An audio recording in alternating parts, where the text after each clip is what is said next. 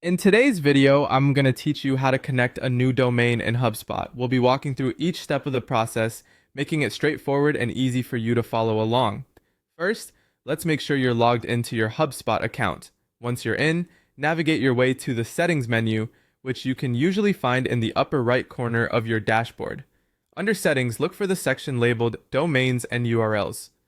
This section is where we will start the process of connecting your new brand domain. Now that you're in the right place, you'll see an option that says Connect a Domain. Click on that, and you'll be prompted to enter your new brand domain. This is the web address you want to set up and make functional with your HubSpot tools. Enter the domain accurately to avoid any confusion down the line. Once you've done that, you'll receive detailed DNS configuration instructions directly from HubSpot. These instructions are crucial, as they guide you on how to adjust your DNS settings. DNS configuration is essentially telling the internet where to find your domain and how to route traffic to it, making it vital for a successful connection. Make sure you follow these instructions carefully. It might seem technical, but just take it step by step. If you are not familiar with accessing DNS settings, you may need some assistance from the provider where your domain is registered, or you could reach out to your IT department if you have one.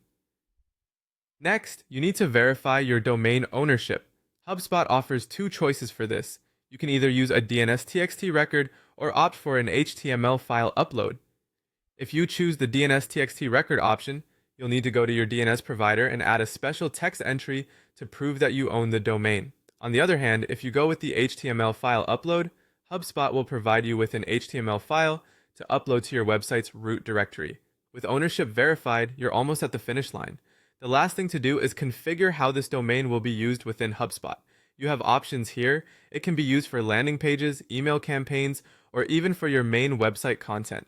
Think about your needs and select the option that aligns best with your objectives. And there you have it. You've learned how to connect a new domain to HubSpot effortlessly.